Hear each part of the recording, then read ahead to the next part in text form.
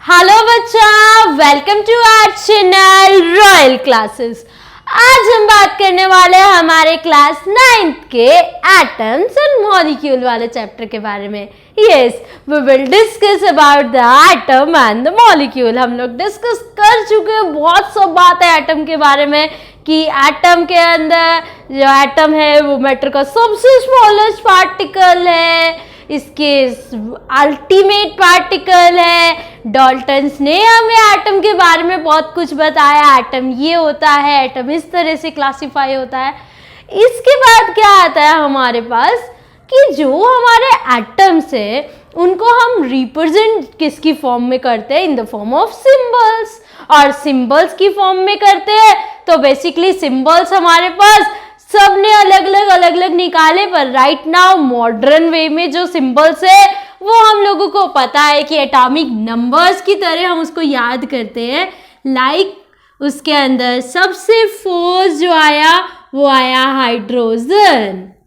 This one is hydrogen. Second one is helium. Third one is lithium. Fourth one is beryllium. Fifth one is boron, carbon. Seventh is nitrogen. तो जहां पे भी अब ये H लिखा है तो हमें अपने आप से पता चल जाएगा this H stands for hydrogen. These are the symbols of our elements, और हम बोल सकते हैं these are the short hand representation. These are the symbols और शॉर्ट हैंड रिप्रेजेंटेशन, उसको हम लोग क्या नाम देते हैं, सिंबल्स।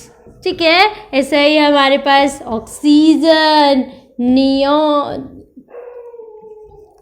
फ्लोरीन, नियॉन हमें बेसिकली 20 तक याद ही रखने होते हैं, क्योंकि आपका जो सिलेबस है वो कहता है 20 तक तो याद रखो ही रखो, और थोड़े बहुत जो कॉमन एलिमेंट्स है उनके याद रखो। तो sodium, magnesium, aluminium, silicon, phosphorus, sulphur, chlorine, argon, potassium, calcium. ठीक है, ये हमारे कुछ एक ऐसे एलिमेंट है जिनके एटॉमिक नंबर आपको बहुत अच्छे से याद होने चाहिए। एटॉमिक नंबर मतलब ये नंबर्स याद होने चाहिए, और साथ ही इनके सिंबल्स। आप जैसे गोल्ड एक बहुत कॉमन है, तो गोल्ड का क्या होता है, AU। फिर आता है most common element silver is what, AG। Iron भी बहुत कॉमन है, हम लोग यूज करते हैं हमारे घरों में भी, Fe। ठीक है, फिर आता है हमारे पास जैसे कॉपर की हम लोग बहुत बात करते हैं, तो copper is what, Cu। Mercury, ठीक है, मरकरी इज व्हाट, Hg। कुछ एक तो भाई जो ये 20 तो याद आपको रहने ही रहने हैं, साथ ही आपने कुछ एक ऐसे एलिमेंट्स का नाम याद रख लिया जो मोस्ट कॉमनली यूज हो रहे हैं। तो क्या क्या आया, AU gold, AG silver, Fe iron, Cu copper, Hg mercury. ठीक है ना, तो ये तो हमारे पास क्या थे, सिंबल्स थे कुछ एक एलिमेंट्स के अंदर। तो बेसिकली आज हम लोग क्या पढ़ने वाले हैं, हमें एटम के बारे में तो पता चला, पर एटम के अंदर कितना मास है उसके बारे में क्लैरिफाई नहीं हुआ कि भाई किसको हम मास कह रहे हैं। तो उसको क्लैरिफाई करने के लिए हमारे पास एक नया कंसेप्ट आया, that is atomic mass as a relative mass. बोला अभी आप बोल रहे थे कि ये मार्कर है, इस मार्कर के अंदर भी क्या है, मिलियंस ऑफ एटम है। इस मार्कर के अंदर भी क्या है, मिलियंस ऑफ एटम है।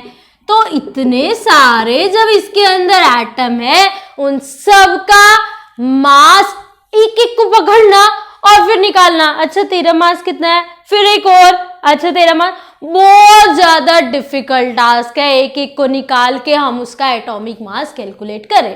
तो इसके लिए हमने क्या कहा, हम लोग करते हैं atomic mass as a relative mass, मतलब उसका एवरेज फाइंड आउट करते हैं। हम लोग क्या फाइंड आउट करते हैं, उसका एवरेज। तो इसको हम क्या बोल देते हैं, एवरेज एटॉमिक मास, बोला भाई अलग अलग निकाल के सबका पढ़ना डिफिकल्ट था, तो इस डिफिकल्टी को दूर करने के लिए हम लोग निकाल लेते हैं एवरेज एटॉमिक मास। अब बात आई ये एवरेज एटॉमिक मास या फिर रिलेटिव मास किस तरह से निकालते हैं। तो बोला हम लोग क्या करते हैं, किसी के रिलेशन में बता देंगे।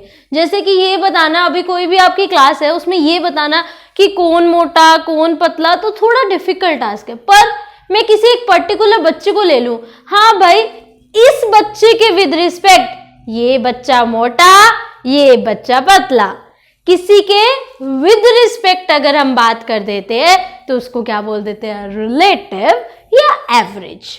तो सबसे पहले जब हमें एलिमेंट्स के मास पढ़ने थे तो हमने हाइड्रोजन एटम को फिक्स कर दिया। क्यों किया, क्योंकि लाइटेस्ट था, सबसे फर्स्ट एलिमेंट था, इजी था उसके बारे में पढ़ना उसका। तो हमने क्या किया, हमने किसी का भी अगर एटॉमिक मास निकालना था, ठीक है, किसी का भी अगर हमें एटॉमिक मास निकालना था, atomic mass of any element, मान लिया एक्स एलिमेंट का निकालना है, तो हम क्या करते थे, मास ऑफ एक्स एलिमेंट, उस एक्स एलिमेंट का मास लिखा अपॉन में मास ऑफ हाइड्रोजन एटम। ठीक है, क्या कह रहा हमने, हमें क्या निकालना है, एटॉमिक मास एक्स का। तो एटॉमिक मास एक्स का कैसे निकला, मास ऑफ एक्स, एक्स का मास कितना अपॉन में हाइड्रोजन एटम का मास कितना, उससे हमने क्या निकाल दिया, एटॉमिक मास एक्स का कितना होता है। ठीक है, इतनी बार एक्स का एटॉमिक मास निकालने के लिए हमने कैसे निकाला, mass of that element upon में मास ऑफ हाइड्रोजन एटम। जो भी आया उसकी यूनिट क्या लगाई, AMU, एटॉमिक मास यूनिट। माना हमने ऑक्सीजन का निकाला और वो आ गया 16, तो आंसर क्या आ जाएगा, answer atomic mass of oxygen atom is 16 AMU, atomic mass unit. या फिर इसी एटॉमिक मास की दूसरी यूनिट हमारे पास क्या होती है, U, and this U stand for unified mass, this U stands for unified mass, और हम इसको बोल देते हैं U। ठीक है, 16 AMU, AMU भी यूनिट है, या फिर इसकी यूनिट क्या है, U, सिर्फ U लगा देंगे तो वो भी क्या हो जाएगी, एटॉमिक मास की यूनिट हो जाएगी। ठीक है, क्योंकि किलोग्राम ग्राम्स में अगर हम इसको मेजर करें तो वो बहुत बड़ी यूनिट हो जाती है, किलोग्राम ग्राम्स, जबकि हमारे पास एटम का साइज बहुत ज़्यादा छोटा है। लाइक मैंने सिर्फ हाइड्रोजन का भी अगर देखा, हाइड्रोजन का 1.67 इंटू 10⁻⁻27 kg, इतना था छोटा। तो भाई केजी में मेजर करना, -27 का मतलब 0.00027 टाइम्स 0, फिर 1 आएगा कहीं पे जाके। तो भाई इतना छोटा कैलकुलेट करना, इतना इलॉजिकल सा आंसर देना थोड़ा सा गलत था। तो उसी के चक्कर में हमारे पास क्या आ गया, एटॉमिक मास। तो इससे हमने सब एलिमेंट्स के निकालने स्टार्ट किए, ऑक्सीजन का, नाइट्रोजन का, कैल्शियम का, सबके। तो क्या देखा हमने, कुछ एक एलिमेंट के तो बिल्कुल सही आ रहे थे एटॉमिक मास, पर कुछ एक एलिमेंट के एटॉमिक मास सही नहीं आ रहे थे। क्यों नहीं आ रहे थे, क्योंकि हाइड्रोजन का खुद का मास नेचर में 1 भी होता है, हाइड्रोजन का मास 2 भी होता है, हाइड्रोजन का मास 3 भी होता है। ठीक है, तो भाई गड़बड़ आ रही थी तो इसको छोड़ना पड़ा। उसके बाद आ गया हमारे पास कौन, भाई कि भाई कुछ ऐसा लाओ जो बिल्कुल सही आंसर दे। तो हाइड्रोजन एटम हटाकर दूसरा मेटल लेकर आए, carbon, that is abundant metal.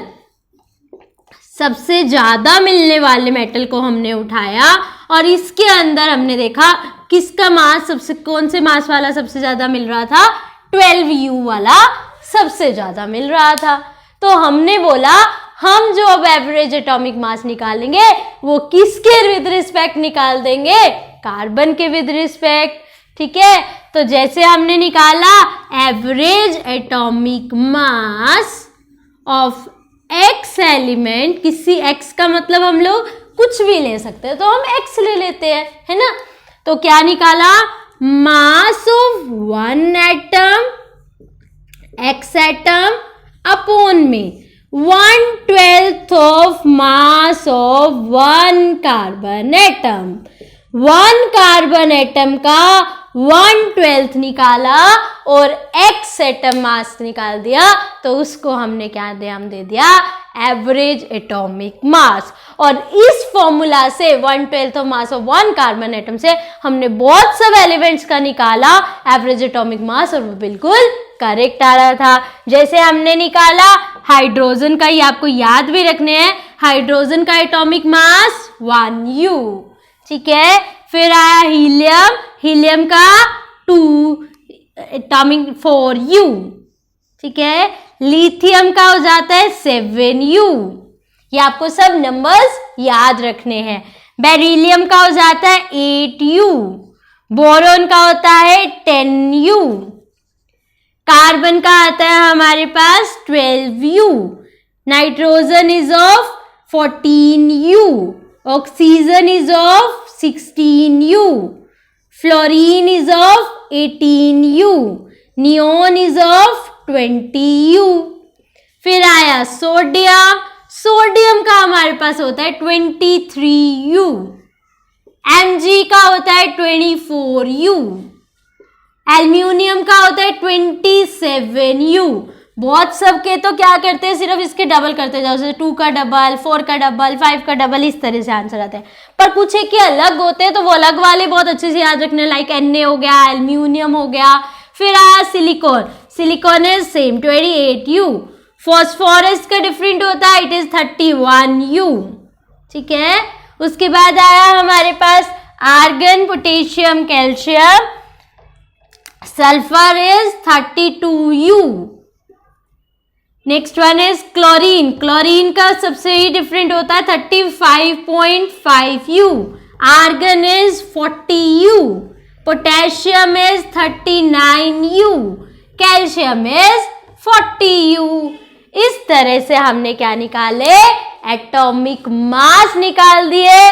और ये एटॉमिक मास आपको बहुत अच्छे से याद होने चाहिए, क्योंकि ये एटॉमिक मास से ही आगे वाले चैप्टर के जितने भी कंसेप्ट है वो उन्हीं से, इसी से होंगे, वरना होंगे ही नहीं। तो इसे बहुत अच्छे से नोट डाउन करना है, याद करना है। 1U किसका हुआ, कार्बन का कितना 12U, Na का कितना 23U। मतलब आगे वाला चैप्टर समझने के लिए ये एटॉमिक मास आपके लिए बहुत ज्यादा जरूरी है, ठीक है। ये तो हो गया एटॉमिक मास। इसी में अगर कोई पूछ ले ग्राम एटॉमिक मास बताओ, क्या बताओ, ग्राम एटॉमिक मास, तो बोला ग्राम एटॉमिक मास में हम क्या कर देते हैं, सिर्फ एटॉमिक मास की जगह हम लोग क्या लगा देते हैं, ग्राम लगा देते हैं, ठीक है। 1U की जगह क्या हो जाएगा 1G, 4U की जगह क्या हो जाएगा 4G, ठीक है। जब ग्राम्स में निकाल देना हो एटॉमिक मास तो G लगा दो, जब एटॉमिक मास निकालना हो सिंपल तो U लगा दो। बेसिकली यूज आपके यही होंगे, 10U, 12U, सब आपने बहुत अच्छे से याद करने हैं, ठीक है। अब इसके आगे को देखने के लिए सबसे पहले इसको याद करना और चैनल को लाइक, शेयर एंड सब्सक्राइब करना बिल्कुल भी नहीं भूलना। इसके बाद हम देखेंगे इसके आगे इसका यूज कहाँ पर है और किस तरह से हमारे मॉलिक्यूल फॉर्म होते हैं, ठीक है। तो उसको देखने के लिए नोटिफिकेशन बेल को प्रेस कीजिए, साथ ही साथ चैनल को लाइक, शेयर एंड सब्सक्राइब करना बिल्कुल भी नहीं भूलें। Thank you.